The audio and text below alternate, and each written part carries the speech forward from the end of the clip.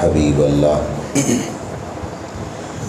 मौला सल्लि व सल्लिम दाइमन अबदा अला हबीबिका खैरिल खल्क़ि कुल्लिहिम मुनज़्ज़हुन अन शरीकिन फ़ी महासिनिही फ़जौहरुल हुस्न फ़ीहि गैरु मुनक़सिम या अकरमल खल्क़ि माली मन अलूज़ु बिही सिवाका इंदा हुलूलिल हादिसिल अममी वलन यदीका रसूल अल्लाह जाहु कबीज़ल करीम तजल्ला बिस्मि मुंतकिमी मुहम्मदुन ताज रसूलिल्लाह कातिबतन मुहम्मदुन सादिकुल अक़वाल वल कलमी रब्बि सल्लि व सल्लिम दाइमन अबदा अला हबीबिका खैरिल खल्क़ि कुल्लिहिम।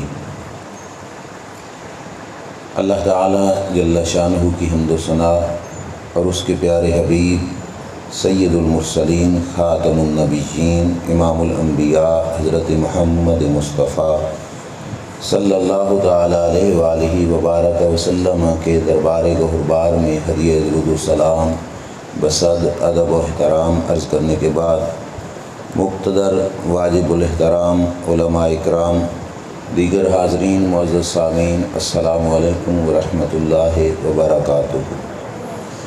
मिलाद मुस्तफ़ा सल्लल्लाहु तआला अलैहि व आलिहि व बारक वसल्लम के हवाले से आज की ये मुबारक मुक़द्दस महफ़िल इनेकाद पज़ीर है। आज की रात भी वो मुक़द्दस रात है कि जिस रात में अल्लाह करीम जल्ल शानहू ने हम सब को अपना महबूब सल्लल्लाहु अलैहि वसल्लम अता फ़रमाया। हम सब मिलकर इस रात जमा हुए हैं, रब्ब करीम जल्ल शानहू की शुक्रगुज़ारी के लिए जमा हुए हैं कि या अल्लाह तेरा शुक्र है कि तूने हमें अपना महबूब अता फ़रमाया।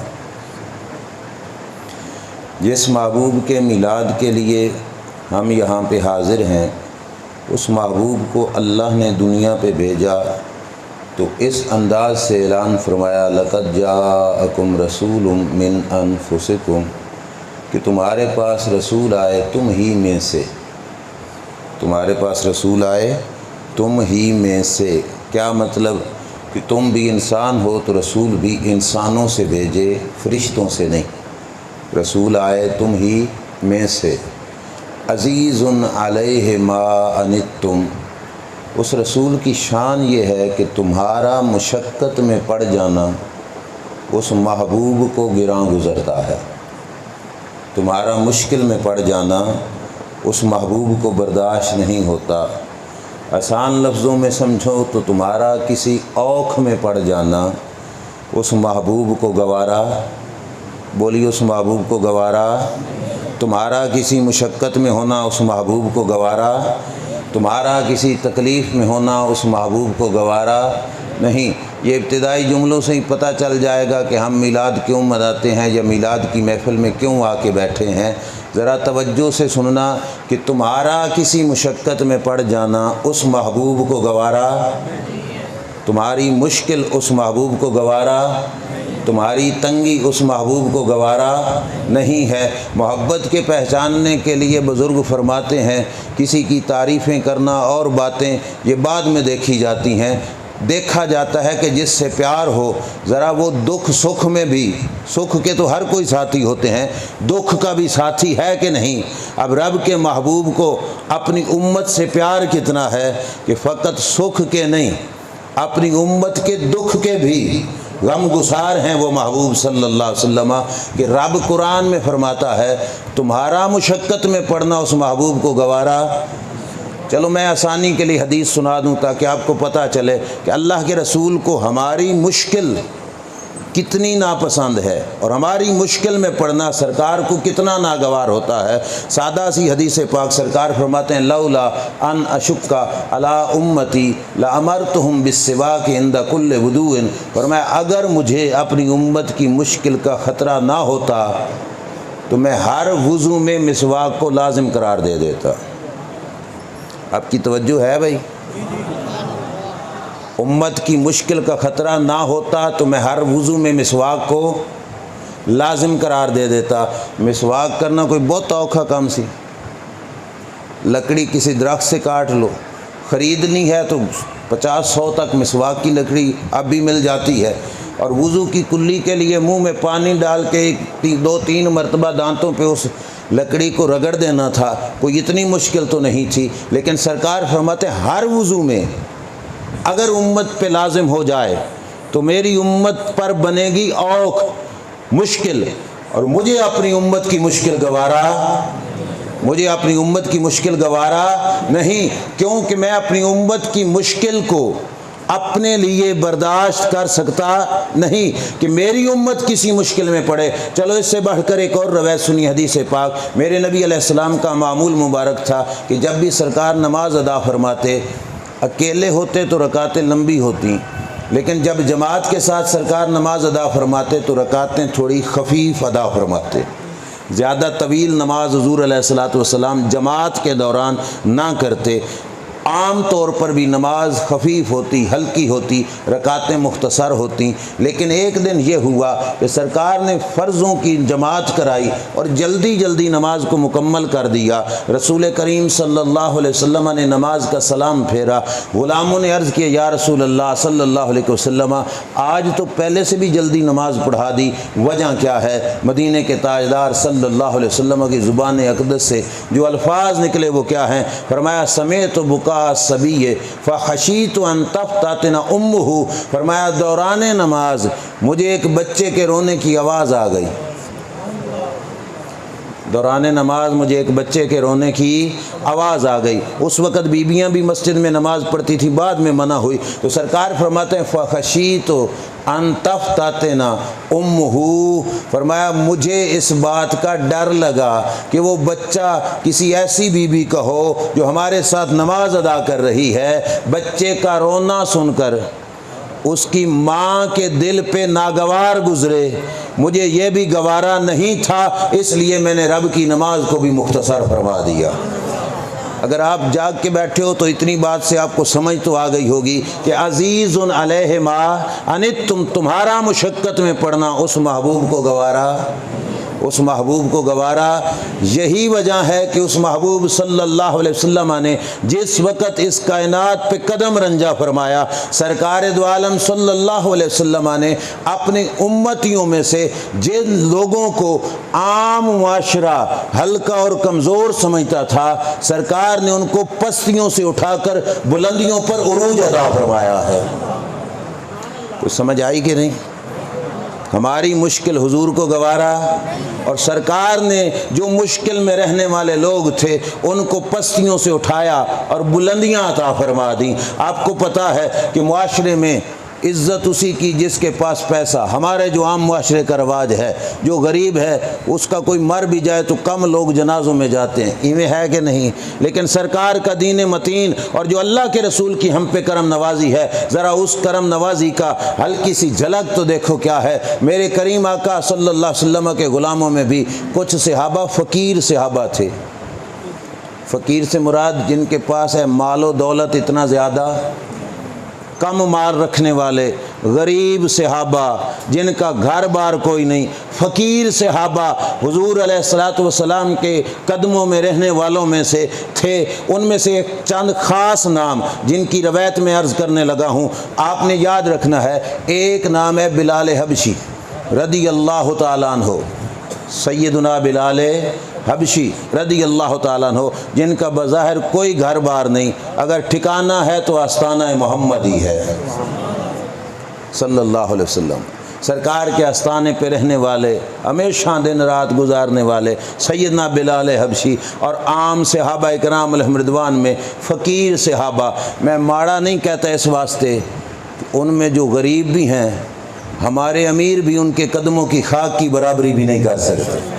इस वास्ते लफ्ज़ माड़ा नहीं, ये बोल रहा हूँ कि वो फ़कीर थे, और फ़कीर से मुराद है वो फ़क्र जो फ़क्र मोहम्मदी है। सरकार के दरबार में रहकर फ़कीर सहाबा, वो हज़रत बिलाल हबशी रदी अल्लाह तआला अन्हु, हज़रत बिलाल के साथ दूसरा नाम ज़हन में रखना, हज़रत सलेमान फ़ारसी, ईरान से चल के आके मेरे नबी के कदमों में ग़ुलामी इख्तियार करने वाला हज़रत सलेमान फ़ारसी।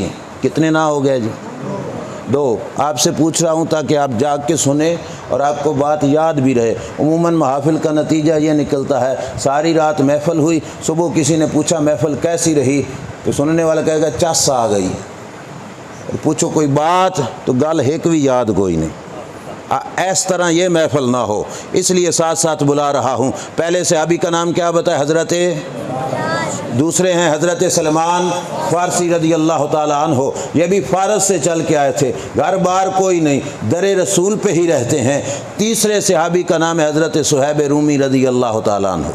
हज़रत सुहैब रूमी रूम से चल के आके मेरे नबी अलैहिस्सलाम के दस्ते हक परस्त पे आके कलमा पढ़ा था, मक्की ज़िंदगी गुजारी, सरकार दो आलम सल्लल्लाहु अलैहि वसल्लम के साथ रहे। मक्की ज़िंदगी में इनका कारोबार भी था, इनके पास कुछ न कुछ माल भी था, वहाँ पे कुछ न कुछ बिज़नेस था, जगह भी थी। लेकिन जब सरकार ने छोड़ दिया ना मक्का, तो हज़रत सुहैब रूमी ने कहा फिर असां इत्थे की वसना, की वसना उत्थे यार फरीदा जिथे यार न नजरी आवे। तो सुहैब रूमी ने भी मक्का छोड़ा, मदीना की तरफ चल दिए। मक्का के काफरों ने सुहैब रूमी का रास्ता रोका, और रास्ता किस बुनियाद पर रोका? कहा रूम से आने वाले सुहैब, तूने जितना कुछ भी कमाया है मक्का शहर का कमाया है, तूने मक्का शहर में कारोबार स्टार्ट किया, जो कुछ कमाया शहर मक्का से कमाया है, आज वो तू सरमाया लेके मक्का छोड़ के मदीने को जा रहा है। हम तुझे मदीने नहीं जाने देंगे, हम तुझे मदीने। आप भी मुआशरे में रहते हो, मोहल्ले में रहते हो, आपको इस बात का तो पता है कि बाहर से आके कोई आपके इलाके में कारोबार करे, अपनी मेहनत मजदूरी से कमाई कर जाए, रब उसको भाग लगाए और वो कारोबार भी बना ले, उसके पास मालो दौलत हो, और वो यहाँ का इलाका छोड़ के कहीं और जाने लगे, आप उसे रोक सकते हो? और बोलिए, रोकना आपका हक भी नहीं बनता। उसने जो भी कमाया अपनी हाथ और मेहनत की कमाई से ही कमाया, मगर काफिरों को तकलीफ़ और थी, ज़ाहिर और कर रहे थे, मामला और था कि कमाई मक्का की करके ये माल लेके मदीना में जाएंगे और सरकार के कदमों पे कुर्बान करेंगे, ये तकलीफ़ थी। और रोका रास्ता हज़रत सुहैब रूमी का, कहा कमाई यहाँ की और चला जाए मदीने में, हम तुझे मदीने नहीं जाने देंगे। हज़रत सुहैब रूमी अंदर की पलीती उनकी समझ गए। आपने फरमाया देखो, अगर तो तुमने मुझसे लड़ना है ना, तो लड़ाई के अंदर मेरे पास ये तीर हैं और मैं तुमसे मुकाबला कर सकता हूँ, और तुम्हारे मेरे करीब आने से भी पहले मैं सारे तीर बरसा के तुम्हें यहीं पे ढेर कर सकता हूं। लेकिन मुझे समझ लग गई है कि तुम्हारी निगाह मेरा रास्ता रोकने पर मेरे माल पर है ना, मेरी दौलत पर है ना, मेरे सरमाए पर है ना, तुम इसी दौलत के भूखे हो। हजरत सुहैब रूमी ने गडरी बांध के फेंक दी परे, फरमाया ये पड़ा है सरमाया, ये पड़ी है दौलत, ओ पलीदो मेरे रास्ते से हट जाओ। मैं मदीना शरीफ में मदीने के ताजदार सल्लल्लाहु अलैहि वसल्लम की बारगाह में हाजिर होना चाहता हूं, जो दौलत के पुजारी थे, जो दौलत के भिखारी थे, जिनकी निगाह दुनिया पे थी, जो दुनिया के लालची थे, वो रास्ता छोड़ के साइड पे हो गए। उन्होंने हजरत सुहैब रूमी के सारे सरमाए पे कब्जा कर लिया। सुहैब रूमी तन के दो कपड़ों में मदीना शरीफ में उस महबूब के दरबार में पहुंचे जिनकी शान ये है, तुम्हारा मुशक्कत में पड़ना उस महबूब को गवारा। उस महबूब के दरबार में पहुंचे, और वो महबूब जो फर्शों पे बैठ के अर्शों की खबरें देने वाले महबूब हैं, मस्जिद शरीफ में तशरीफ़ फरमा है। सुहैब रूमी हुजूर की खिदमत में हाजिर हुए। कुर्बान जाऊं अपने महबूब की इल्मी ताकत पर, सरकार की इल्मी वुसअत पर। सरकार ने जो ही हजरत सुहैब रूमी का चेहरा देखा, पुकार उठे। सरकार ने फरमाया लक़द रबिहत तिजारतुका या सुहैब, लक़द रबिहत तिजारतुका या सुहैब। 3 दफ़ा इरशाद फरमाया। क्या मतलब? फरमाया सुहैब सौदा घाटे का करके नहीं आया, सौदा नफे का करके आया है।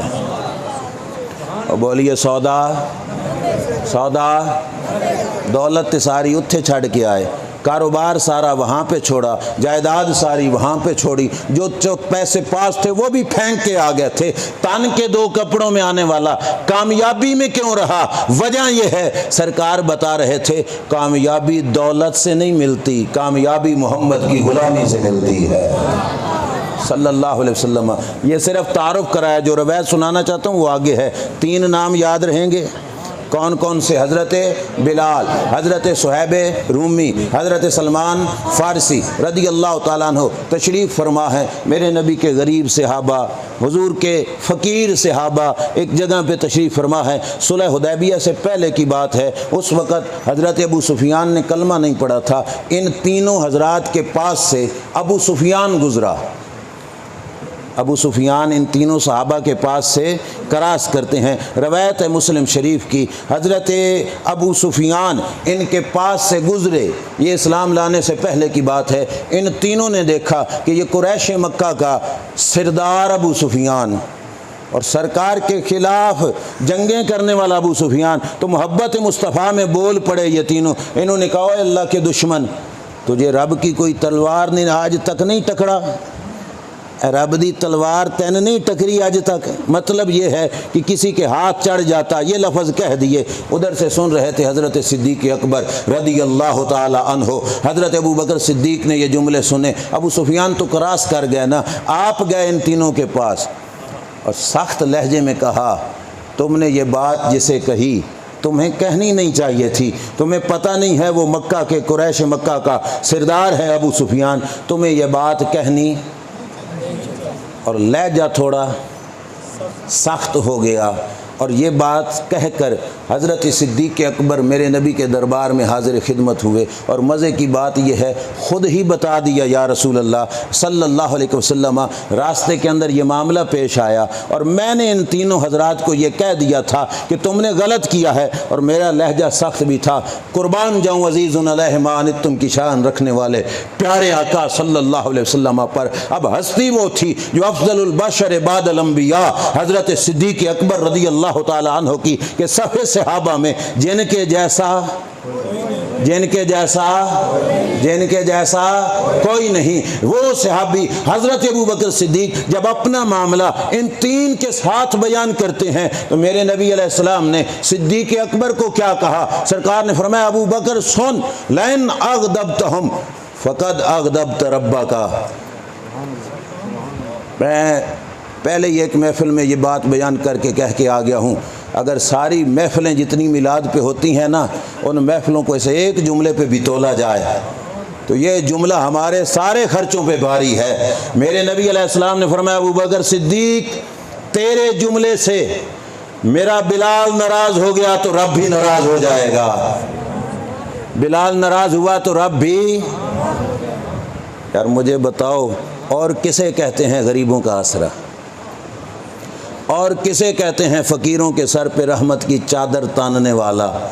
ये है अज़ीज़ुन अलैहि मा अनित्तुम। सरकार ने फरमाया, अबू बकर, अगर सुलेमान फ़ारसी नाराज़ हो गया तो रब भी, अगर सुहैब रूमी नाराज़ हो गया तो रब भी नाराज़ हो जाएगा। ए अबू बकर, जाओ इनसे माफ़ी मांगो।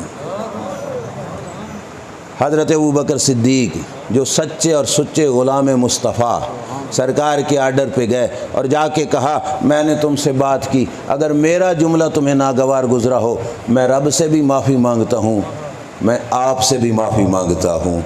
मुझे बताओ, जिस नबी के पढ़ाए हुए दीन में कमाल ये है कि उस नबी ने गरीबों को कितना बुलंद फरमाया, कितना बुलंद फरमाया, कितना बुलंद फरमाया। और मैं ये बात यहाँ पे अर्ज़ करूँ तो गलत नहीं होगी। देखो, इस मजमे में बच्चे भी बैठे हैं, जवान भी बैठे हैं, बुज़ुर्ग भी बैठे हैं, सेहतमंद भी होंगे, बीमार भी होंगे। हर तबका फ़िक्र से यहाँ पे लोग क्यों आए? महफ़िल तो मिलाद की थी। वजह यह है, बच्चे से लेके जवान तक, जवान से लेके बूढ़े तक, हर बंदे को पता है हमारे सर पर इतने बाल नहीं हैं जितने मुस्तफ़ा करीम की गौर नवाजियाँ हैं।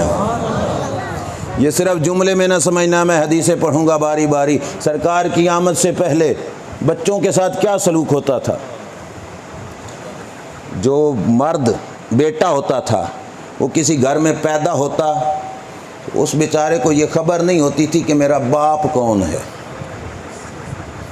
जो हालात की ख़राबी थी ना, उसको अच्छे अल्फाज में अगर मैं डाल के बयान करूं तो ये आसानी से समझाए जाने वाले लफ्ज़ कि बच्चे को पता नहीं होता था कि मेरा, और बेटी के साथ जो सलूक होता वो तो प्राइमरी के स्टूडेंट को भी पता है कि बेटी पैदा हो जाती तो उसे ज़िंदा और जो बहुत छोटी होती उसके बारे में सीरत की किताबों में है, पाँव पे पाँव रख के सक्का बाप चीर के फेंक देता था।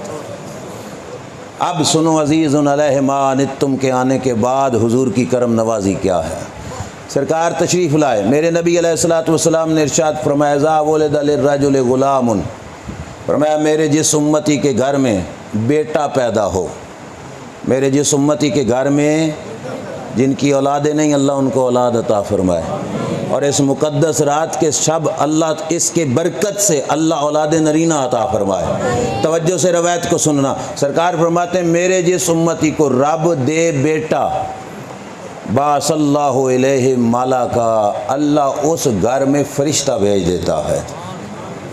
अल्लाह उस घर में फ़रिश्ता भेज देता है। आगे सुनो, फ़क़ब्बल बैन ऐनैहि, वो फ़रिश्ता उस घर में आके मेरे उम्मती के बेटे के माथे को चूमता है। माथे को आया कौन? और बच्चे के माथे को चूमा।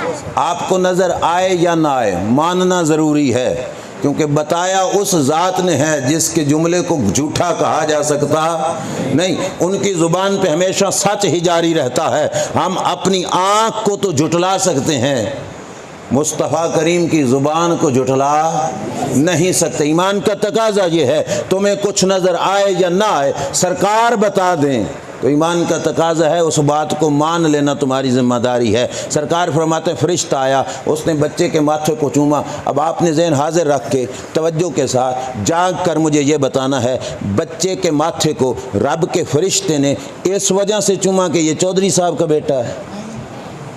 सारे बोल सो। इस वजह से चूमा ये मार साहब का बेटा है, इस वजह से चूमा ये किसी वज़ीर का बेटा है, इस वजह से चूमा ये किसी गरीब का बेटा है। नहीं, चूमा तो किस वजह से कि ये मोहम्मद मुस्तफ़ा के उम्मती का बेटा है। हमें क्या कुछ नहीं मिला दरबार मुस्तफ़ा से। और ये देख लो कि अभी बाप ने तो उस बेटे को देखा ही नहीं था, बाप तो अभी बाहर था, माँ भी बेहोश थी, तो मामे चाचे अभी पहुँचे ही नहीं थे। ये मुस्तफ़ा की करम नवाजी नहीं कि तेरे बच्चे को रब का फ़रिश्ता चूम रहा है। अल्लाह का फ़रिश्ता उस बच्चे को चूमता है और रब का आर्डर होता है कि इस घर में बरकतें बखेर दो, इस घर में बरकतें बखेर दो। ये तो है बच्चा। ऐ बच्चे क्यों आए? वजह यह है कि इनको इज़्ज़त मिली तो मदीने के वाले के सदक़े से मिली। अब सुनो रवायत का अगला हिस्सा। मैंने शुरू में कहा कि जिनको मुआशरा हल्का समझता है सरकार उन्हीं को बुलंदियाँ अता फरमाते हैं, जिनको मुआशरा नीवा करना चाहता है सरकार उनको बुलंद फरमाते हैं। सरकार दो आलम के दीन मतीन का मिजाज ये है। देखो बच्चे की बारी आया, फरिश्ते ने चूमा माथा। रवायत का अगला हिस्सा सुनिए। सरकार फरमाते हैं ज़ा वुलिदत लिर्रजुलि जारिया, मेरे जिस उम्मती को रब बेटी से नवाजता है, मेरे जिस उम्मती को रब बेटी से नवाजता है, सरकार के लफ्ज़ हैं बासल्लाहु इलैहि मलाइका। उलमा तो समझ गए, आपके लिए तर्जमा करता हूँ। बेटे के बारी आया एक फ़रिश्ता, और सरकार फरमाते हैं जब बेटी पैदा होती है अल्लाह उस घर में फ़रिश्तों का जुलूस नाज़िल फरमा देता है। बेटी की बारी कितने फ़रिश्ते आए जी? जुलूस आया। कितने आए जी? वो और हैं जो बेटी को ज़हमत समझते हैं, मुस्तफ़ा करीम के ग़ुलाम बेटी को रहमत समझते हैं। सरकार फरमाते हैं बेटी के बारी फ़रिश्तों का जुलूस आया, और जुलूस ने आके रब के हुक्म से जो उस घर में पैगाम सुनाया वो क्या था? तुम्हें सुनाई दे या न दे, सरकार ने फरमाया है तो मानना। सरकार ने फरमाया। वो फरिश्ते कहते क्या हैं? दईफ़तुन खरजत अन दईफ़तिन अलक़य्यिम अलैहा मुआनु यौमल क़ियामा, ये कमज़ोर जान है, कमज़ोर जान से निकली। जो इस कमज़ोर जान की रखवाली करेगा कल क़यामत के दिन रब उसकी निगहबानी फरमाएगा। रब उसकी करम नवाजी हुई कि नहीं? बच्चे पे भी और बच्ची पे भी। अभी भी हमसे पूछते हो मिलाद क्यों मनाते हो? और यार जिस नबी ने हमें पैदा होते ही अपनी करम नवाजियों से नवाजा, अपनी शफ़क़तों से नवाजा, अपनी मेहरबानियों से नवाजा, अब हमारा हक़ नहीं बनता कि हम उनके नाम की महफ़िल सजाएं? और बोलिए ना, हमारा हक बनता है कि नहीं बनता? उस महबूब ने सिर्फ बचपन में नहीं, अपनी ज़िंदगी का हर पीरियड, मैं पूरे दावे के साथ कह रहा हूँ, और यह दावा मैं अपने इल्म के घुमंड पे नहीं कर रहा, ये दावा मैं मुस्तफ़ा की करम नवाजी पे कर रहा हूँ। मजमे में से कोई बंदा भी बेशक खड़े होके ज़िंदगी के किसी एक पीरियड का नाम ले और हमसे पूछे कि इस पीरियड में मुस्तफ़ा करीम की करम नवाजियाँ क्या हैं, रब की कसम सरकार का दीन मतीन खुलम खुला मौजूद है। ज़िंदगी के हर पीरियड में मेरे नबी ने करम नवाजियों से नवाजा है, सरकार ने अपनी शफ़क़तों से नवाजा है, सरकार ने अपने एहसानात से नवाजा है। देखिए, बच्चा पैदा हुआ तो रहमतें मिली, बच्ची पैदा हुई तब भी रहमतें मिली, और ये सिलसिला सिर्फ बचपन में नहीं रहा, बड़े होने तक भी सरकार करम नवाजी का हाथ अपने गुलामों के सर पे रखे रहे। फरमाया मेरे जिस उम्मती को रब बेटे और बेटी दोनों से नवाजे, और फरमाया वो उम्मती बेटे और बेटी की परवरिश में फ़र्क न करे। मुआशरे के जो नासूर थे सरकार ने उनको ख़त्म फरमाया, मुआशरे की जो जुल्म व बर्बरियत थी सरकार ने उसको मिटाया, क्योंकि उम्मत की मुश्किल मेरे नबी को गवारा नहीं थी। सरकार ने फरमाया बेटी और बेटे में फ़र्क ना करे। क्यों? माशरा यही समझता है कि बेटा तो मेरे मुस्तकबिल का साथी है, बेटी पराए घर की अमानत है। कई घरों में हमने आंखों से देखा, कानों से सुना, लोग बच्चियों को सुला देते हैं और जब बच्ची सो जाए तो प्याले दूध के भर के बेटों को पिलाते हैं, और नीयत में ये होता है कि ये मेरे मुस्तकबिल का साथी है। मगर आप लोग भी ज़िंदगी गुजार के बैठे हो। हमने जितनी गुजारी अपनी आँखों से देखा, जिन लोगों ने ऐसा किया उनके बच्चे जवान हुए तो धक्के दे के उन्होंने बाबे को घर से निकाला, और बुढ़ापे की ज़िंदगी में भी जिन्होंने संभाला वो वही बच्चियाँ थीं जिनको हकीर जाना। ये सरकार ने बताया, फरमाया फ़र्क न करे बेटे और बेटी की परवरिश में, अल्लाह इस परवरिश के तुफैल बाप को जन्नत अता फरमाएगा।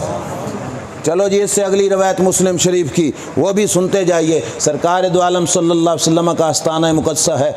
दरवाज़े पे एक सवाली औरत आ गई, उसने सवाल किया, दरवाज़े पे दस्तक दी, और घर में थी सैयदा तय्यबा ताहिरा सिद्दीक़ा कायनात, बल्कि महबूबे कायनात सैयदा आयशा सिद्दीक़ा रज़ियल्लाहु ताला अन्हा घर में थी। सवाली औरत ने आवाज़ लगाई कि कुछ हमें दीजिए। अम्मा आयशा सिद्दीक़ा ने पूरे घर की तलाशी ली। भाई जाग रहे हैं ना? अब बात पूरी तवज्जो से सुननी है। हमारी डिमांड बस यही है कि आपने बात को तवज्जो से सुनना। हज़रत आयशा ने पूरे घर की तलाशी ली, तवज्जो मेरी तरफ, और पूरे घर से अम्मा आयशा को फ़कत एक खजूर मिली। घर किसका था? जिनके लिए कौनैन सजाए गए, जिनके लिए दो जहां बनाए गए, सैयदुल अव्वलीन वल आखरीन का घर, और पूरे घर से मिली एक खजूर। ओ भाई, हमें सबक देना था। ये न समझो कि उनके पास था कुछ नहीं, मालिक के कौनैन हैं, गो पास रखते कुछ नहीं, दो जहां की नेमतें हैं उनके खाली हाथ में। ये हमें सबक था कि घर में फ़कत एक खजूर भी हो तो दरवाज़े पे आए सवाली को खाली नहीं मोड़ना। ये दरे मुस्तफ़ा की सुन्नत है। अम्मा आयशा सिद्दीक़ा ने वो एक खजूर उठाई, दरवाज़े वाली फ़कीरनी को दी। फ़कीरनी के साथ थी दो बेटियां। तवज्जो फरमाना, उस खातून ने उस खजूर को तोड़ा, दो हिस्सों में तकसीम किया, एक एक बेटी को खिलाया, दूसरा दूसरी बेटी को खिलाया, तो खुद कुछ नहीं खाया। आप डर रहे हो पता नहीं कि बोलेंगे तो फतवा लग जाएगा, जहाँ पे बुलाएं वहाँ पे तो बोलो ना कम अज़ कम। खुद उस खातून ने कुछ नहीं खाया। अब बात तो हैरानगी की थी ना, क्योंकि मुआशरे का रवाज है, आम तौर पे बंदे कहते हैं कि हर बंदा अपने पेट पे हाथ मारता है, पर उस खातून ने खुद कुछ नहीं खाया, दोनों हिस्से दोनों बेटियों को दिए। ज़रा थोड़ा सा पीछे जाओ, ये वही बच्चियाँ नहीं थी जिनको ज़िंदा दफन किया जाता था, और आज उनको ये इज़्ज़त मिल चुकी है कि माँ कुछ नहीं खा रही, अपने बच्चियों को खिला रही है। ये सदका किसका है?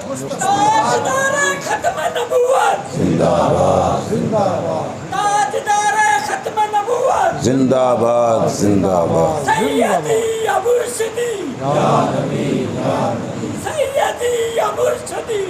नबी या नबी। ये सदका किसका है जी?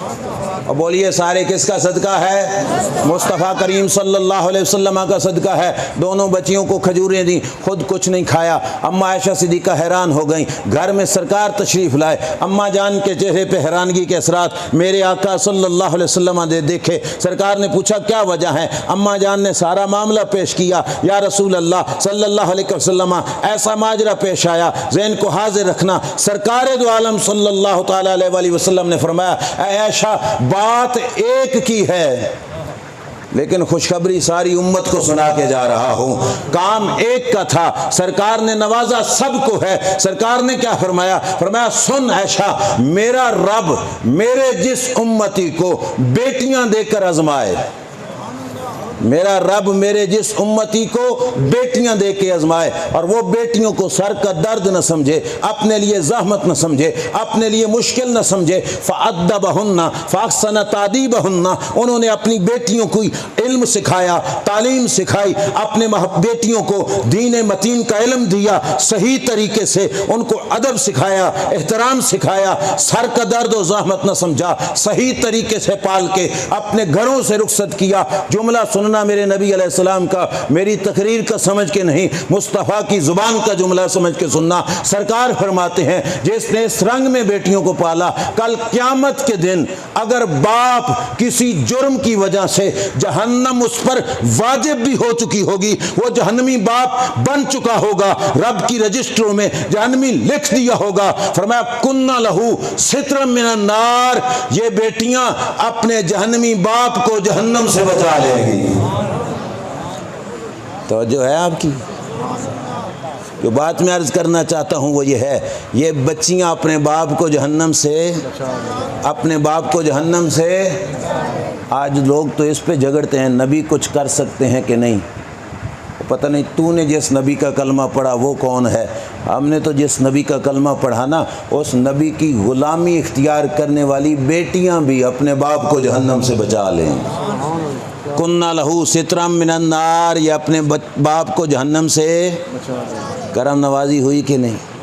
बच्चियों के सर पे मेहरबानी का हाथ आया कि ना आया? सरकार ने कितनी करम नवाजी फरमा दी। बाप को बता दिया, बाप बच्चियों को ज़हमत न समझना, ये तेरी जन्नत में जाने का सबब बनने वाली है। मैं इस वास्ते बात को शुरू से लेके चल रहा हूँ, बच्चियाँ बच्चे, और इसकी बात चली आगे। सुनो, कमज़ोरों पे मेरे महबूब सल्लल्लाहु अलैहि वसल्लम का एहसान कितना है। जब सर और दाढ़ी के बाल सफ़ेद हो जाएं तो बेटे भी बाप को अपने लिए घर के अंदर बोझ समझना शुरू कर देते हैं। मैंने ऐसा ऐसा जुमले कहे ताकि समझ आ जाए। जब बाल सफ़ेद हो जाएं, काम करने के काबिल बाबा न रहे तो बेटे भी बाप को बोझ समझते हैं। कुर्बान जाऊं मेरे महबूब सल्लल्लाहु ताला अलैहि वसल्लम की करम नवाजी पर। बाल सफ़ेद हो गए पर सरकार ने इस उम्र में भी अपने ग़ुलाम के सर पे रहमत का हाथ रखा।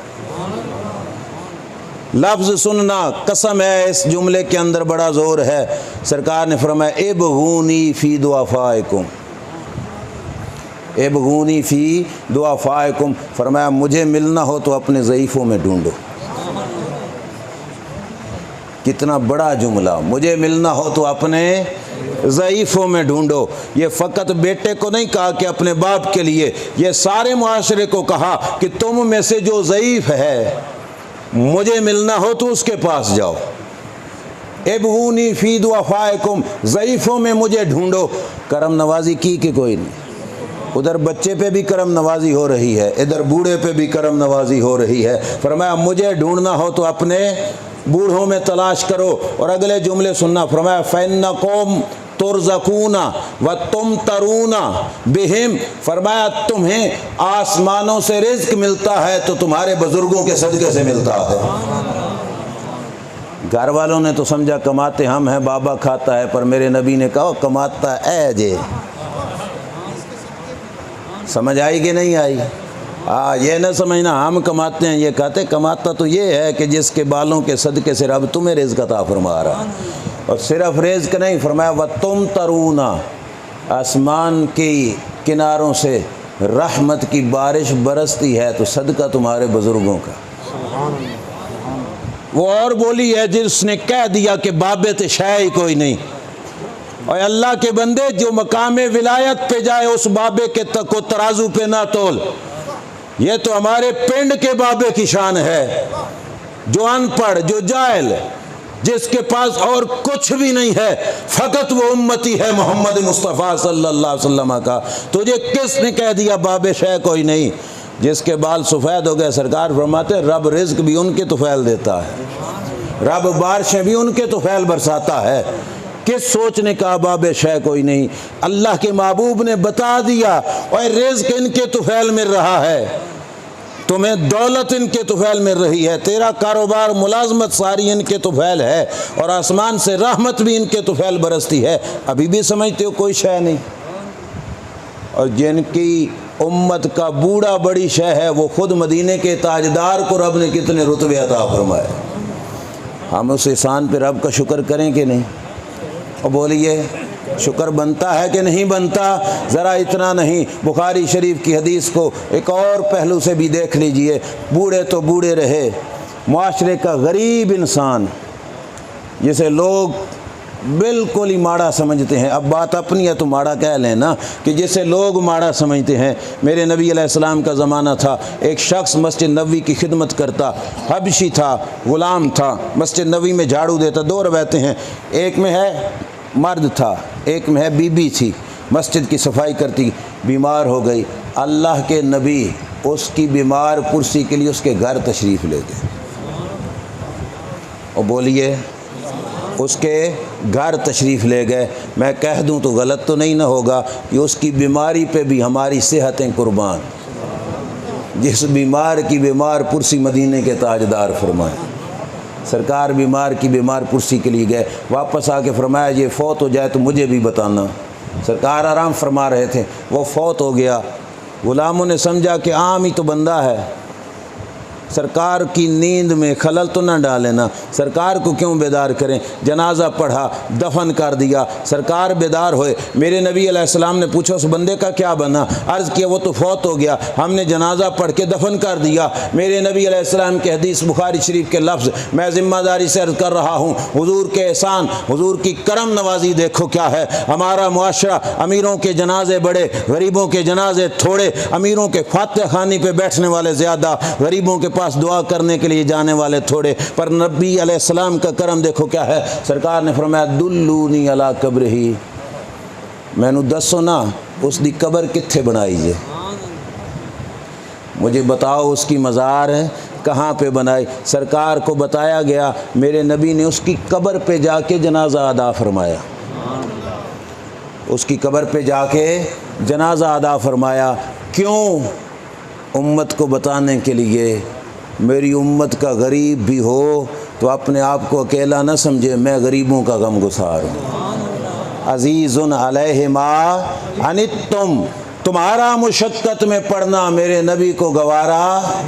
सरकार का दरबार अक़दस लगा हुआ है, एक यतीम हुजूर के दरबार में हाजिर खिदमत हुआ, आके कहता है ग़ुलामुन यतीमुन व उख्तुहु यतीमतुन व उम्मुहु, या रसूल अल्लाह सल्लल्लाहु अलैहि वसल्लम पूरे घर के 3 बंदे हैं, मैं यतीम हूँ, मेरी यतीम बहन है, हमारी एक बेवा माँ है, या रसूल अल्लाह घर में खाने के लिए कुछ नहीं, कुछ अता कीजिए।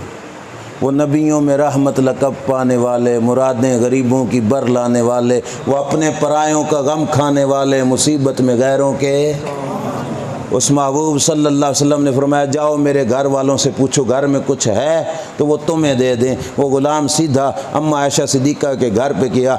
उस दिन निकली थी 1 खजूर, आज इस ग़ुलाम ने सदा लगाई तो निकली 21 खजूरें। कितनी? 21 खजूरें मिली, और लेकर फिर दरबार मुस्तफ़ा में आ गया, या रसूल अल्लाह सल्लल्लाहु अलैहि वसल्लम ये खजूरें 21। तवज्जो मेरी तरफ, मेरे नबी अलैहिस्सलातु वस्सलाम ने फरमाया कितनी हैं? कहा 21। सरकार ने फरमाया 7 तेरियाँ, 7 तेरी बहन की तो 7 तेरी माँ की, कितनी हो गई?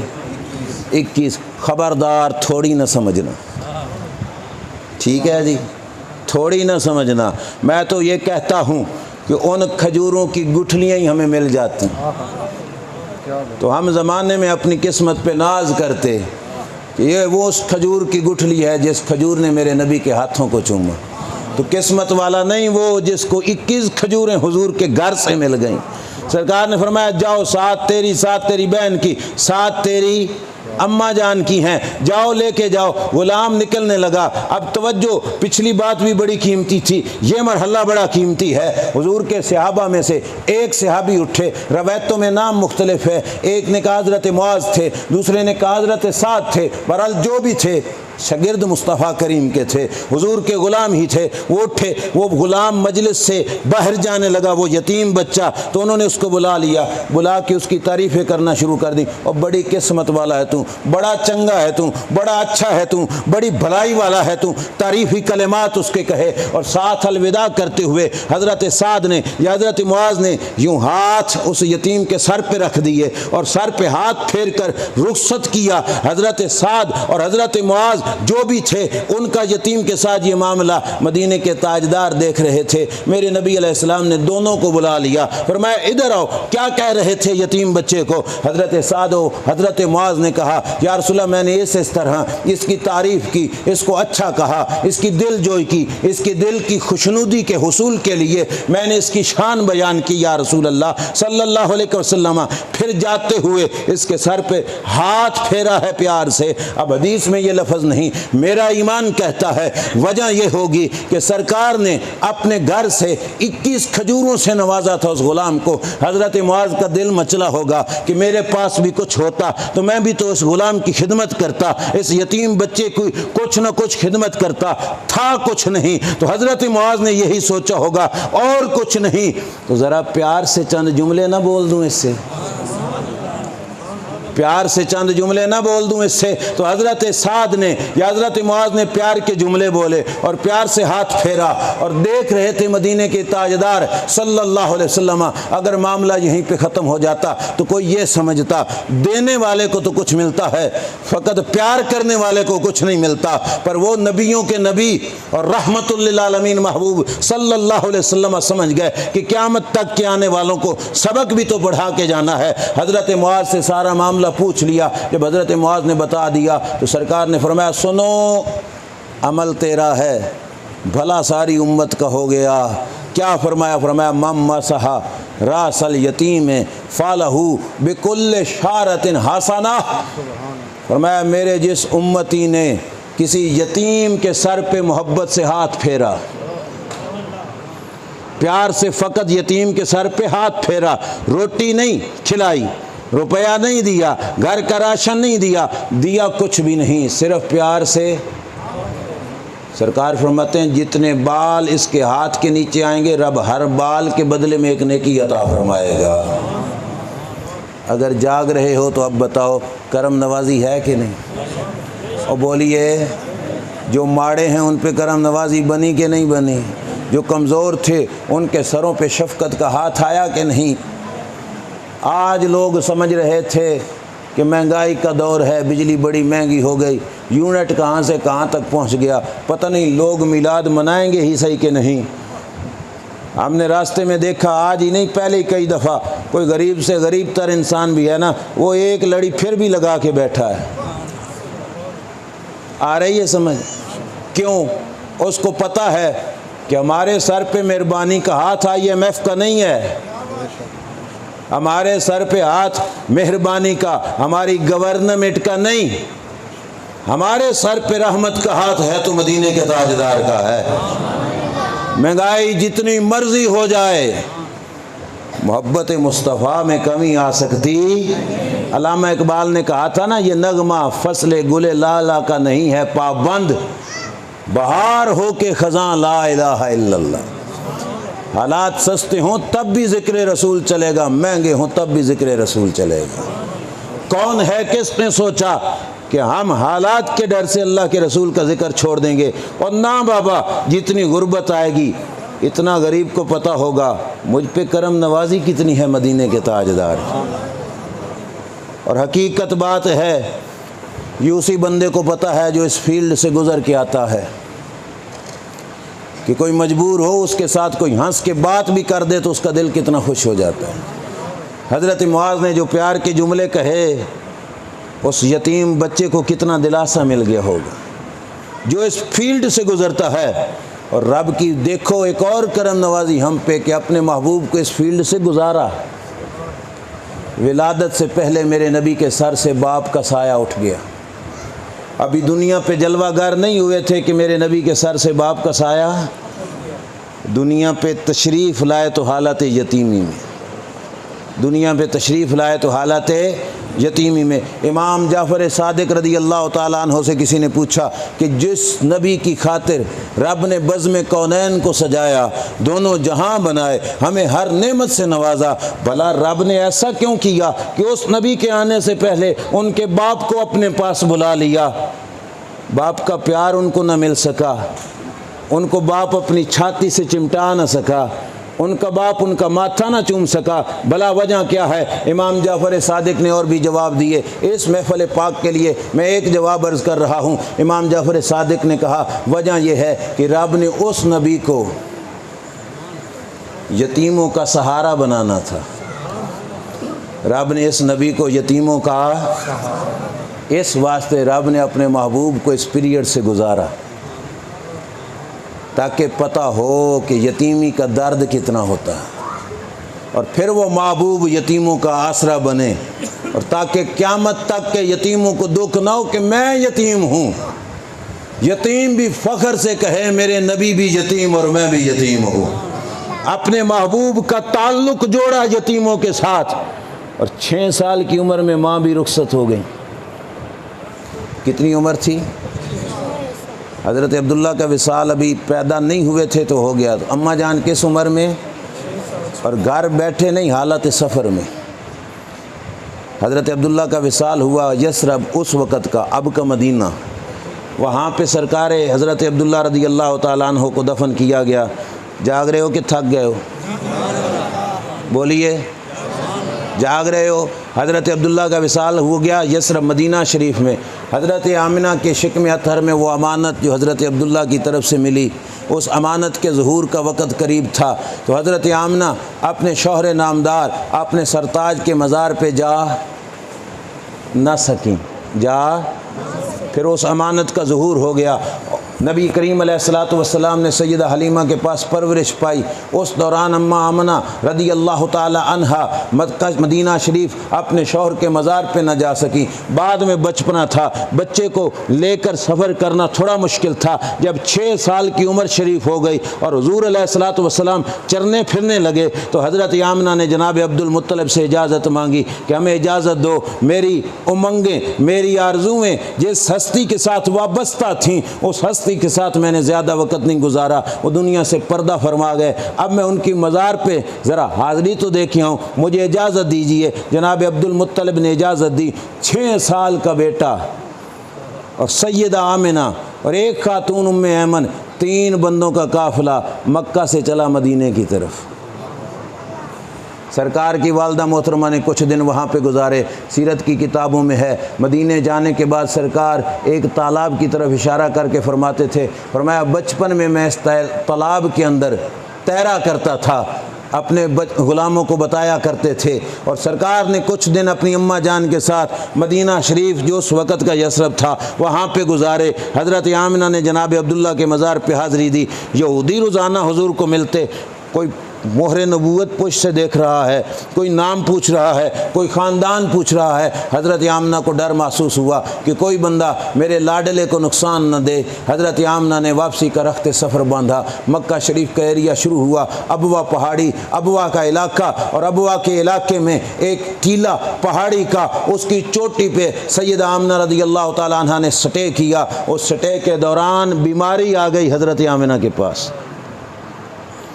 मुझे मुनासिब नहीं लग रहा, वैसे कह दें तो इतनी ज़्यादा हर्ज भी नहीं है कि मैं नहीं कहना पसंद करता कि तबीयत नासाज हुई, ये कह लें कि बीमारी उनकी खिदमत में हाजिर हुई। तबीयत मुबारक अलील हो गई, बीमारी खिदमत में हाजिर हुई। हज़रत आमिना रज़ी अल्लाह ताला अन्हा बीमार हो गई। अबवा पहाड़ी सफ़र का दौरानिया, और बेटा 6 साल का, बीमारी शिद्दत इख्तियार कर गई। जनाब आमिना को पता चल गया कि इस बीमारी ने ही मुझे अपने रब से मिला देना है, मेरा दुनिया से जाने का वक्त करीब आ गया है। अब भाइयों अपने जहन के अंदर अपने जहन को हाजिर करके इस बात को समझना, बेटा 70 साल का भी हो और माँ की रुखसत का वक़्त आ जाए, हमने इन आँखों से देखा कि बच्चों की आँखों में आंसू ज़रूर होते हैं, चाहे 70 साल का ही क्यों ना हो जाए, चाहे 50 और 60 साल का क्यों ना हो जाए। उस बेटे की कदमों की नीचे लगने वाली खाक पे हमारी हज़ारों माएँ कुर्बान, जिस बेटे की उम्र 6 साल की और माँ की दुनिया से रुखसती का वक्त आ गया। मेरे नबी अलैहिस्सलाम की वालदा ने आप सल्लल्लाहु अलैहि वसल्लम को पास बुलाया, नन्हे से बेटे को पास बुला के कहा, मेरे बेटे इन सहामारा तो फिल्मना में फ़ानत मबूसन अना में अला दीन अबी कल बर्र इब्राहिम में, बेटे तेरी विलादत से पहले जो नज़ारे रब ने मुझे कराए वो नज़ारे सच्चे हैं, तो रब तुझे इस उम्मत का रसूल बनाएगा, रब तुम्हें इस उम्मत का। देखो हज़रत आमिना ने पहले बताया और कहा दीन इब्राहीमी पर अल्लाह तुम्हें मबूस फरमाएगा। फ़ल्लाहु ताला अन्हा कानिल अस्नाम वल्लाह तवालिहा मालकवा में, बेटे मैं रब का वास्ता दे के कहती हूँ, बुतों से भी दूर रहना, बुत परस्तों से भी दूर रहना। ये हज़रत आमिना के आखिरी जुमले ना हो तो हम ज़िम्मेदार हैं, बुतों से भी, बुत परस्तों से भी। अभी भी लोग पूछते हैं कि हज़रत आमिना का विसाल अकीदा तौहीद पे हुआ था कि नहीं हुआ था, ईमान पे हुआ था कि नहीं हुआ था, और जो ज़िंदगी की आखिरी सांसों में अपने बेटे को बुतों से दूरी का हुक्म सुना के जाएं, उनकी तौहीद में तुम्हें अब भी शक नज़र आ रहा है। जो अपने दुनिया से जाते हुए अपने बेटे की बेसत और रिसालत की खबर सुना के जाएं, उनके मोमिना होने में तुम्हें क्यों शक नज़र आ रहा है। हज़रत आमिना ने ये जुमले अपने 6 साला शहज़ादे से कहे और आखिर पे जाके हज़रत आमिना ने तमहीद बांधी, डायरेक्ट अपने विसाल की खबर नहीं दी, उनकी सोच पे भी हमारी सोचें कुर्बान। हज़रत आमिना ने तमहीद इन लफ्ज़ों में बांधी, फरमाया कुल्लु जदीदिन बाल व कुल्लु कबीर यफना व कुल्लु हय्यिन मय्यतुन व अना मय्यतुन व ज़िक्री बाकिन इला यौमिल क़ियामा कद वलदतु तुहरा। फरमाया बेटे हर नई चीज़ ने पुराना हो ही जाना है, इंज है कि नहीं, नवी चीज़ हमेशा नई रहती है। ये तमीद है सैयद आमिना की, कहा हर नई चीज़ ने पुराना हो जाना है, हर बड़े ने एक न एक दिन फना हो जाना है और हर जिंदा को एक न एक दिन मौत आनी है। 3 जुमले अम्मा आमिना रदी अल्लाह ताला अन्हा ने बोले, कहा हर बड़े ने फना होना है, हर नए ने पुराना होना है और हर जिंदा को मौत आनी है। हज़रत आमिना ने 3 जुमले बोल के कहा आना मय्यतुन, बेटे मेरी मौत का वक्त आ चुका है, मेरी मौत का वक्त। अब आप ख़ुद सोचिए 6 साल की उम्र में जिनको माँ भी जुदाई की ख़बर दे रही हो, उस महबूब सल्लल्लाहु अलैहि वसल्लम का उम्मत पे करम देखो क्या है। जब भी रोए अपनी खातिर नहीं, अपनी उम्मत की खातिर रोए। अज़ीज़ुन अलैहि मा अनित्तुम, तुम्हारा मुशक्क़त में पड़ना उनको गवारा है, तुम्हारा मुश्किल में पड़ना उस महबूब सल्लल्लाहु अलैहि वसल्लम को गवारा नहीं। मेरे नबी अलैहिस्सलाम की वालदा ने जो आखिरी जुमला अपनी ज़ुबान से निकाला वो क्या है, बेटे मैं फ़ौत होने लगी हूँ, व ज़िक्री बाकिन इला यौमिल क़ियामा, मेरे तज़किरे क़यामत तक मिंबरों पे होते रहेंगे, मेरे तज़किरे क़यामत तक मिंबरों पे। मेरा ईमान है वाना शहर की ये मिलाद की महफ़िल सैयद आमिना देख रही होंगी ना, क़यामत तक के मिलाद के प्रोग्राम सैयद आमिना देख रही होंगी। इस वास्ते बताया कि मैं तो दुनिया से चली जाऊंगी पर मेरे तज़किरे मिंबरों पे होते रहेंगे। जब मिलाद बयान होगा तो मिलाद वाले की अम्मा जान का जिक्र तो होगा ही सही, तो कहा मेरे ज़िक्र मेरे तज़किरे मिंबरों पे होते रहेंगे। क्यों? कद वलदतु तुहरा, मैं ज़माने को आम बच्चा नहीं दे के जा रही, ज़माने को एक पाकीज़ा बेटा अता फरमा के जा रही है।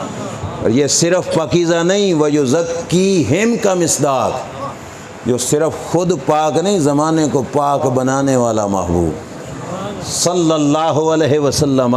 मेरे नबी अलैहिस्सलाम ने तो इस दौर से अपनी ज़िंदगी का पीरियड गुजारा, ये सारी मुश्किलें देखी मेरे नबी अलैहिस्सलाम ने, और रब ने इन सारे पीरियडों से इस वास्ते गुजारा कि रब ने उस महबूब को यतीमों का आसरा, और गरीबों का सहारा बनाना था।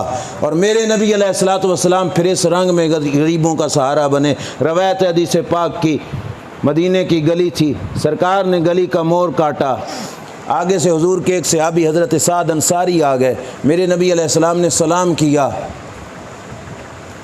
हाथों में हाथ दिया ना, और सरकार ने हाथ टटोलने शुरू कर दिए साद अंसारी के।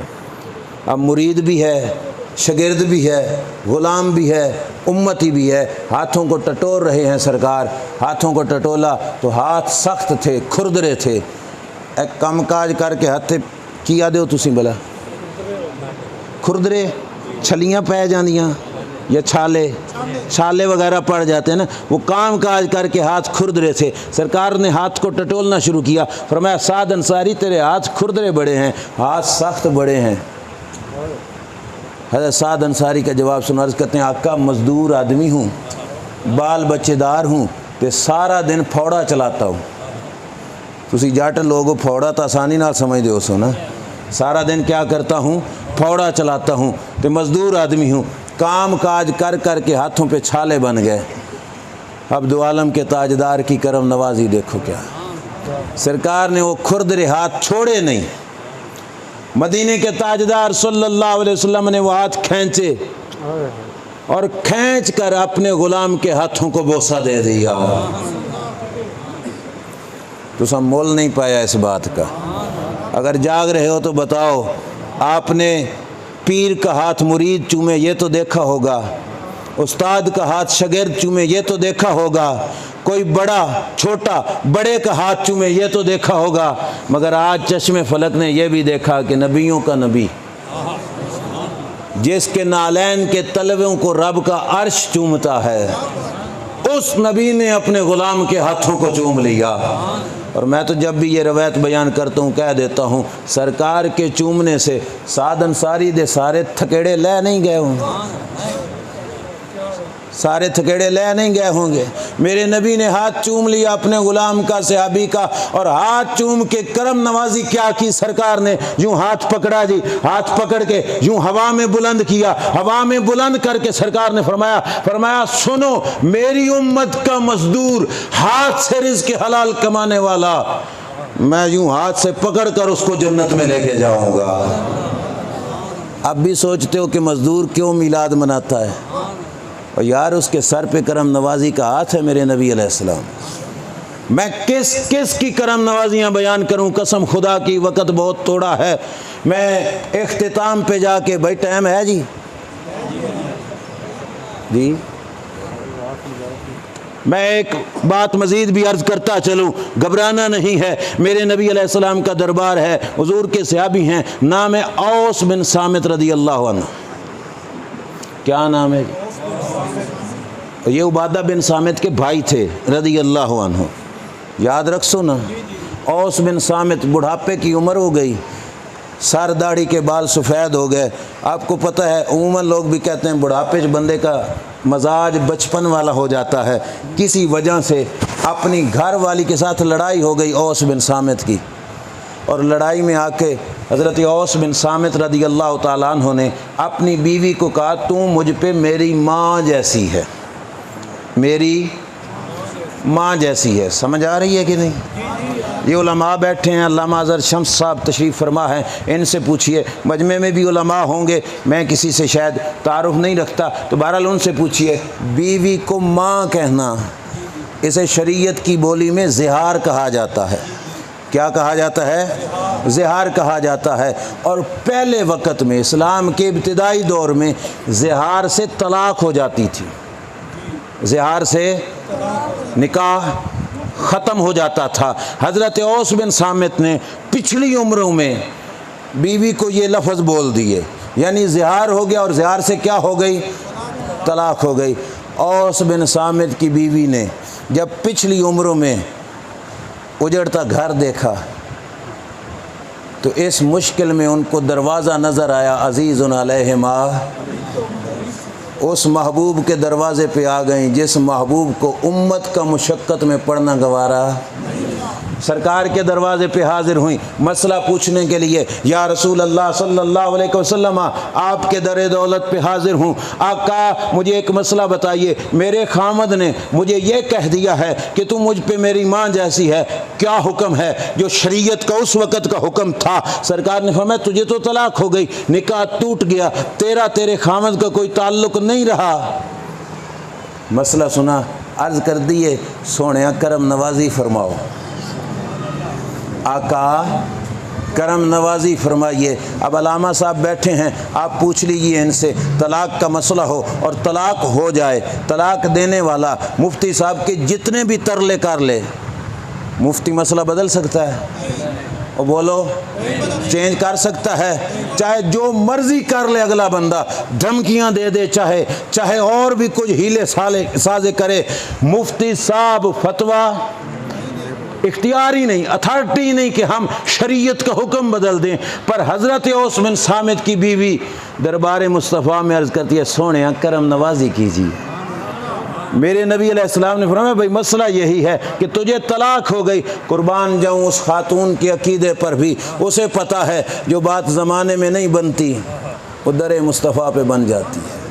मेरे नबी अलैहिस्सलाम के दरबार में बैठ गई खातून, मसला सुनने के बाद फिर अर्ज़ करती है आका करम नवाजी कीजिए। सरकार ने फरमाया मसला ये है, फिर अर्ज़ करती है करम नवाजी कीजिए। सरकार ने फरमाया मसला ये है। औस बिन सामित की बीवी ने अर्शों की जानिब निगाह उठाई, अर्ज़ करने लगी मौला तेरे नबी की उम्मती हूँ, उम्र के इस हिस्से में पहुंच चुकी हूँ, गरीब हूँ, बेसहारा हूँ, अब इस उम्र में बच्चों को अपने बाप के दरवाजे पे छोड़ूं तो वो उजड़ जाएंगे कि माँ नहीं होगी तो बाप बच्चों को कैसे संभालेगा, और अपने साथ रखूं तो मेरा कौन है जो मेरे बच्चों को पालेगा? भूखे मर जाएंगे मेरे बच्चे। मौला मैं बूढ़ी हो चुकी हूँ, अब तो मेरे वालिदैन भी नहीं रहे, मेरा घर बार भी नहीं है, मैं किसके दरवाजे पे जाऊँ? मुझे तलाक हो गई है, मौला मुझ पे करम नवाजी फरमा। दरबार मुस्तफ़ा में बैठकर उस खातून ने रब की बारगाह में अपनी शिकायत अर्ज कर दी। मैं जिम्मेदारी से अर्ज कर रहा हूँ, उठाओ 28वां सिपारा,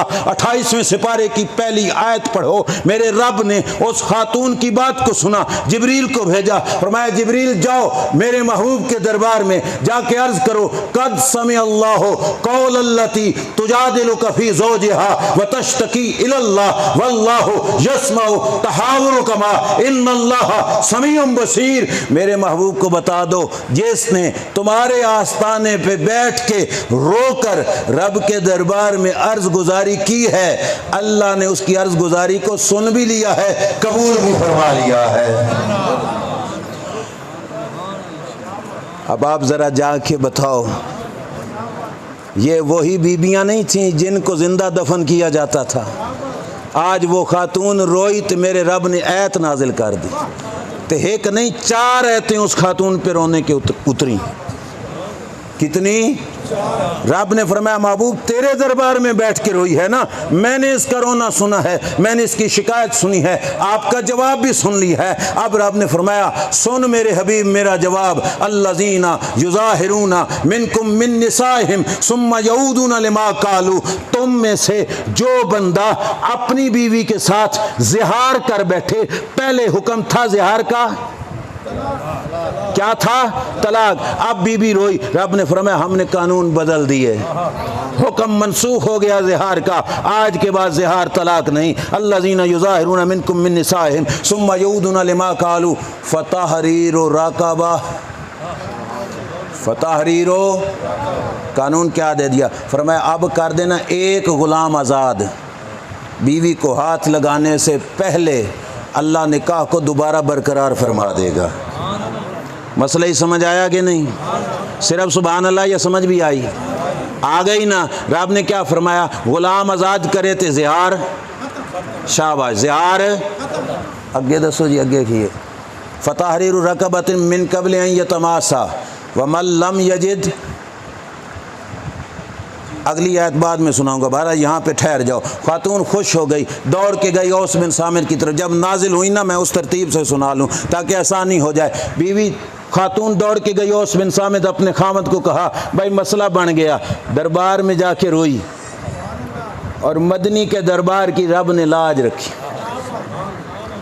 काम बन गया है भाई, तलाक कोई नहीं हुई, रब ने बचा लिया है। कहा कैसे? तो उसने कहा भाई एक ग़ुलाम आज़ाद कर दो तो दोबारा ज़िहार ख़त्म, बीवी तुम्हारी बीवी बन जाएगी। पहले कल्ली बीबी गई सी, अब बीबी अपने खामद को लेके हुजूर के दरबार में आ गई। मेरे नबी अलैहिस्सलातु वस्सलाम का दरबार अक़दस सजा हुआ है। सरकार मदीना सल्लल्लाहु ताला अलैहि वसल्लम के सामने औस बिन सामित पहुँच गए। अर्ज़ की या रसूल ये मसला है, हुक्म फरमाइए क्या है? फरमाया पहले ज़िहार थी तलाक, तुम्हारी ज़ौजा के रोने से रब ने हुक्म मनसूख कर दिया। अब फरमाया ज़िहार से क्या होगा? कफ़ारा, कफ़ारे से बीवी वापस बीवी बन जाएगी। कहा कफ़ारा क्या है? कहा ग़ुलाम आज़ाद करो। औस बिन सामित कहते हैं सोने गरीब बंदा, साढ़े कोल ग़ुलाम किदों आए? समझ आई कि नहीं? मुश्किल से बाल बच्चे का पेट पालता हूँ, ग़ुलाम किदों आए मेरे पास? मेरे नबी अलैहिस्सलातु वस्सलाम ने फरमाया तेरे पास ग़ुलाम नहीं है। अब ज़रा थोड़ा थोड़ा साथ अपने माहौल का भी तुम्हें हालात समझाता जाऊँ ना। मुफ्ती साहब होते तो इतनी बात पे गुस्सा कर ना जाते, और जा भाई इत्थों तक हल मैं कट दिता, जे अगे ही तेरी नहीं बनती तो मैं तो नहीं ना कुछ करता, जा परे। समझ आई कि नहीं आई? पर साईं सुच्चे होवेन ते हथ पक्यां दे होवेन, फिर मान भी जचदा ते डिमांडा भी जचदियाँ। अर्ज़ करते हैं आका ग़ुलाम कोई नहीं। मेरे रब ने फरमाया वमन लम यजिद फसियाम शहरैन मुतताबिऐन मिन क़ब्ल अन यतमास्सा। फरमाया जी ग़ुलाम कोई नहीं तो 2 महीनों के लगातार रोज़े रख ले, 2 महीनों के लगातार रोज़े रखे। औस बिन सामित को कहा भाई 2 महीनों के लगातार रोज़े रखो तो बीवी तेरी बीवी बन जाएगी। मेरे नबी अलैहिस्सलातु वस्सलाम ने अर्ज़ करते हैं या रसूलल्लाह बुढ़ा बंदा फ़र्ज़ी रोज़े औखे रखता हूँ, 2 महीनों दे किवें रख? समझ आई कि नहीं आई? वो भी लगातार। मेरे नबी अलैहिस्सलातु वस्सलाम पर रब ने फिर कुरान उतारा, फरमाया कि जिसको इसकी भी ताकत ना हो वो 60 मस्कीनों को खाना खिलाए, 60 मस्कीनों को खाना खिलाए, अल्लाह उसका कफ़ारा अदा कर देगा, बीवी उसकी बीवी बन जाएगी। औस बिन सामित ने कहा आका बच्चे औखे पालता हूँ, 60 मस्कीनों को खाना कहाँ से खिलाऊँ? ऐ भाई उलमा बैठे हैं जी, हाफिज़ कुरान भी बैठे हैं, यहाँ तक तो आयत करीमा में ऑप्शन हैं, ग़ुलाम 60 मिस्कीन या 60 बंदों को क्या करना? खाना खिलाना। इत्थों तक ते आर्डर खुदाबंदी उतरिया सी कि ये सारे ऑप्शन आ गए, लेकिन जब ग़ुलाम ने कहा ना कि मेरे पास 60 मिस्कीनों के खाने का भी बंदोबस्त नहीं, तो दरबार वो था जिस ज़ात को रब ने इख्तियारी कुल्ली अता फरमाए। सरकार दो आलम सल्लल्लाहु अलैहि वसल्लम ने फरमाया जे तेरे कोल कोई नहीं ना तो जा मेरे घरों पता कर, जाओ मेरे घर से पता करो कि मेरे घर से तुम्हें क्या मिलता है। हज़रत औस बिन सामित गए तो फिर घर सी आयशा सिद्दीक़ा था, फिर घर था आयशा सिद्दीक़ा रज़ियल्लाहु ताला अन्हा का। मेरे नबी अलैहिस्सलाम के ग़ुलाम ने जाके मांगा तो अम्मा आयशा सिद्दीक़ा ने जो जौ पड़े थे ना टप में, वो सारा टप ही वेला करके दे देता, टप सारा वेला करके दे देता। औस बिन सामित ने फरमाया चल इसी की रोटियां पका, गरीबों मिस्कीनों को खाना खिला, रब तेरा कफ़ारा अदा कर दे।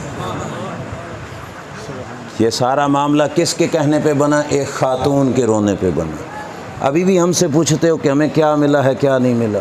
मैं मिलाद शरीफ के जलसों में उमूमन ये अर्ज़ गुज़ार हो जाता हूँ, भाई सारे लोगों को मिलाद की खातिर किसी मुफ्ती मुल्ला से दलील पूछने की ज़रूरत नहीं। ये सच्चा ईमानदार है तो अपने सीने में सर झुका के झट पल के लिए बैठ जाए, लग पता जासी कि फ़कत 12 दिनों का नहीं, सच्ची बात है। हमारी ज़िंदगी के करोड़ दिन भी हों ना, खरबों दिन भी हों, और हम सारे दिन ज़िक्र रसूल के लिए बैठे रहें, उनकी करम नवाजियों का हक़ अदा। इसलिए आला हज़रत ने कहा था कि ज़िक्र रसूल 12 दिनों में बंद नहीं है। समझ आई कि नहीं? सिर्फ रबीउल अव्वल के महीने में बंद नहीं। क्या कहा इमाम अहले सुन्नत ने? कहा हशर तक डालेंगे, पैदाइश मौला की धूम मिसले फारस नजद के कले गिराते खाक हो जाएं अदो जल कर मगर हम तो रज़ा, दम में जब तक दम है, दम में जब तक। भाई मैं सारी तकरीर तो अनौख्या नहीं कीता ते ऐस गल ते मेरे नाल रल के बोलना, दम में जब तक दम है, दम में जब तक दम में जब तक जिक्र उनका सुनाते जाएंगे, जिक्र उनका।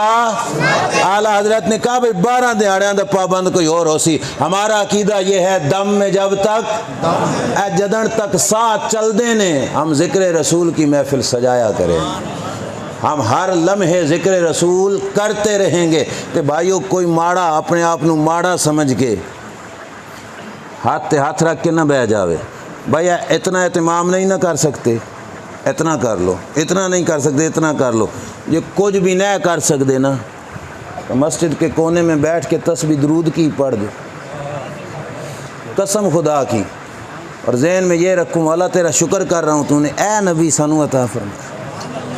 ठीक है, अल्लाह का शुक्र अदा कर लो तो फिर देखना कि रब उसको भी कबूल फरमा लेगा।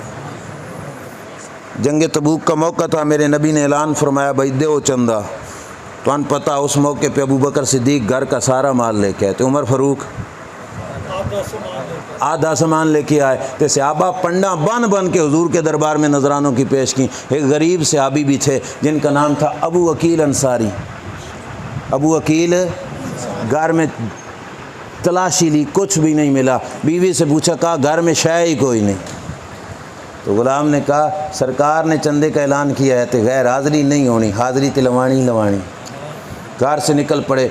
हमारे शहरों में तो ऐसे सूरत हाल है, घंटा घर चौक या इधर उधर चौक में मज़दूर खड़े होते हैं कि कोई हमें मज़दूरी पे लेके जाए, हमारी दिहाड़ी लग जाए, लोग घर से निकल पड़ते हैं मज़दूरी के लिए। तो हज़रत अबू अकील अंसारी भी घर से निकले कि किसी कोई काम कराना होवे काम कराए, मुझे मज़दूरी दे ताकि मैं हुजूर की बारगाह में।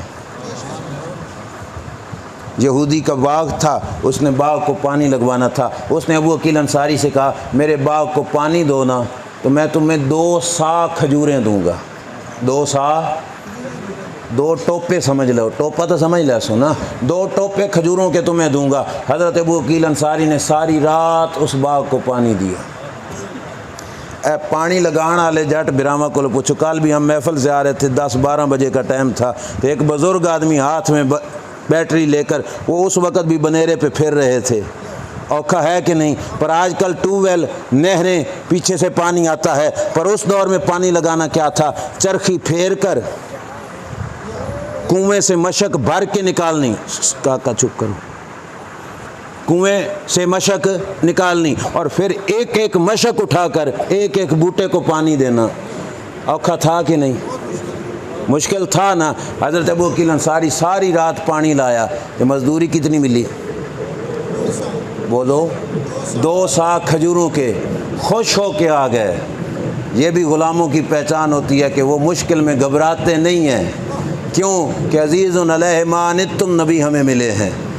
जिस नबी को हमारा मुश्किल में पड़ना गवारा नहीं है। हज़रत अबू अकील अंसारी 2 टोपे खजूरों के लेके घर आए। एक टोपा बीवी को दिया, कहा ऐसे घर का मामला चलाना। तो दूसरा टोपा चादर दे थल्ले दे के ना छुपा कर दरबार मुस्तफ़ा में लेके आए। समझ भी आई कि कोई नहीं? थक गए, उम्मीद है टाइम ज़्यादा हो रहा है, तो तवज्जो मेरी तरफ। चादर के नीचे छुपा के बारगाह मुस्तफ़ा में लेके आए। छुपाया क्यों? पता क्या है? शर्म आ रही थी कि आज चंदे में लोगों ने तो घर का पूरा माल दिया, लोगों ने गठड़ियाँ बांध बांध के चंदा पेश किया, कि मैं सिर्फ एक टोपा लेके जा रहे हैं। तो देना तो है, हाज़िरी लगवानी है, ग़ुलामी का हक़ अदा करना है जैसे भी हो सके। लेकिन शर्मिंदगी थी, दिल में एक हसरत थी, दिल में एक ठेस लगी हुई थी कि है थोड़ा, इस वास्ते छुपा के ले आए। मदीने के ताजदार की बारगाह में पेश किया। वो नबियों में रहमत, मुरादें गरीबों की, वो अपने परायों का, वो मुसीबत में गैरों के। उस महबूब के दरबार में एक टोपा पहुंचा, वो दिलों को पढ़ लेने वाले महबूब सल्लल्लाहु अलैहि वसल्लम ने अबू अकील अंसारी की दिल की हसरत को पढ़ लिया। मेरे नबी जांच गए कि मेरा गुलाम हसरत भरे अंदाज में लेके आया है। सरकार की बारगाह में टोपा पहुंचा। सरकार ने फरमाया बिलाल, हजरत बिलाल हाजिर खिदमत हुए, फरमाया टोपा फाड़ना। तो चंदे का जितना ढेर है ना, पूरे ढेर पे 2-2 खजूरें फेंकते जाओ, पूरे ढेर पे 2-2 खजूरें फेंकते जाओ। आका क्यों? फरमाया बड़े खुलूस से ले आया है और मैं चाहता हूँ इसके खुलूस की बरकत अल्लाह सारों को अता फरमा दे। भाई समझ लग गई कि नहीं? तकरीर ख़त्म। ये वो दरबार है जिस दरबार में रेट मिकदार का नहीं लगता, मेयार का लगता है। सरकार ये नहीं देखते इतना किसने किया, ये देखते हैं, समझ लगी, खुलूस के साथ, दिल के साथ किसने नजराना पेश किया। तो एक तस्बीह भी हुई ना, सच्ची बात है, वो भी काम बना जाएगी। तो आज दी रात ऊंज भी, ये वो रात है जिस रात में नबी सजदे करते रहे। इंजील बरनबास में ईसा अलैहिस्सलाम ने अपनी उम्मतियों को उठाया और कहा 1000 बार सरब सुजूद हो जाओ, क्योंकि ये वो रात है जिस रात नबी आखिर ज़मान ने दुनिया पे जलवागर होना। अभी आए नहीं तो पहले सजदा शुक्र हो रहे हैं, तो हमें तो आ गए हैं ना, अब तो आ गए हैं ना। तुसी 1000 भी शक न करो, 2 रकातें तो पढ़ के जाओगे कि नहीं? औखा काम हो गया। ईशा तो पढ़ चुके हो ना, तो कोशिश करना 2 रकात नफल भी पढ़ लेना, यहाँ पढ़ो या घर में पढ़ो, फ़कत इस खातिर कि मौला तेरा शुक्र है, मौला तेरा, हम बहुत नीवे थे, तूने करीम महबूब अता फरमाया, तूने करीम महबूब। ते करीम शाना आला बड़ा, तो वड्डी शान उनकी यही है। लोग बड़ी शानों वाले होते हैं लेकिन माड़िया नाल ने बहंदा कोई कोई। समझ लगी कि नहीं? तो जब अपने मुर्शिद की शान बयान करते कहते नहीं मैं नीवा मेरा मुर्शिद, मैं ऊंचियां दे संग लाई। हम भी कहते हैं कि हम नीवे हैं, हमारा नबी ऊंचा। समझ लगी कि नहीं? हमने ताल्लुक उन्हीं से जोड़ा, सदके जावा उन्हां ऊंचियां तो जिन्हां नीवियां नाल निभाया। ऊंचे तो लोग बन ही जाते हैं, पर करीम कोई कोई होता है। ये वो करीम है जो ऊंचे बन के भी कमज़ोरों के साथ निभाने वाले। अज़ीज़ुन अलैहिमा अनित्तुम, उनकी आमद की खुशी करना हम सब का हक बनता है। किसी से पूछने की कोई ज़रूरत नहीं है। हम तो वो मुसलमान हैं जो पानी का एक गिलास भी पिए, पींदे रहते हो ना पानी। तो शरीयत क्या कहती है? पानी पीकर क्या कहो? शुक्र अल्हम्दुलिल्लाह।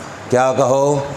शुक्र अल्हम्दुलिल्लाह। तो ए भाई खुलम खुला दलील है, ए लै के गल भावें अपने को भावें पराया को, जिस मकतबा फ़िक्र के मुफ्ती के पास चले जाओ, पूछो पानी पीकर क्या कहना चाहिए।